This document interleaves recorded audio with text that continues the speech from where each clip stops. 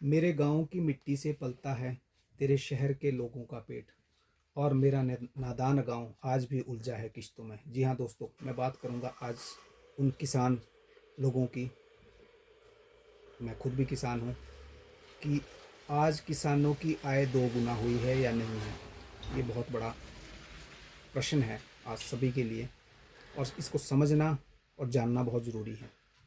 मैं छोटा सा एक एग्जांपल दूंगा। 2015-16 में किसान भाइयों का जो मटर और आलू के जो बीज का जो भाव था, मटर अगर हम लेते हैं हाइब्रिड मटर के बारे में, तो 120 से 150 रुपये किलो प्रति केजी था बीज का जो भाव था। और आज के डेट में 2025-26 में जो अभी जो मटर का हाइब्रिड का जो बीज चल रहा होगा, अप्रोक्सीमेटली 300 से 400-500 रुपये पर केजी है। अब आपको ये लग रहा होगा कि मैं ऐसा क्यों बोल रहा हूँ। मैं इसलिए बोल रहा हूँ इस बारे में, क्योंकि अगर आप 2015-16 का अगर ग्राफ उठा के देखें और चेक करें, तो 2015-16 में भी किसानों को मटर का भाव वही मिल रहा था, 20 से 25 रुपये पर केजी, 30 रुपये पर केजी।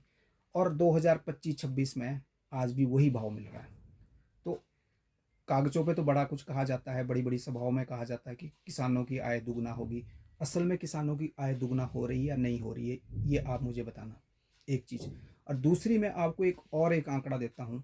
2015-16 में जो किसान जो खेती कर रहे थे, उसका आंकड़ा 14 से 17 करोड़ के एवरेज, इंडिया की बात कर रहा हूँ मैं, भारत की बात। और आज जो लोग किसान खेती कर रहे हैं, उसकी जो एवरेज संख्या है वो बड़ी नहीं है, घटी है। वो 7 करोड़ से 10 करोड़ के बीच आ गई, यानी कि 7 करोड़ से 10 करोड़, यानी कि बीच में 5 से 6 करोड़ लोगों ने, 7 करोड़ लोगों ने किसान खेती करना छोड़ दिया है। उसके बावजूद भी प्राइस फिर नहीं मिलते हैं किसानों को।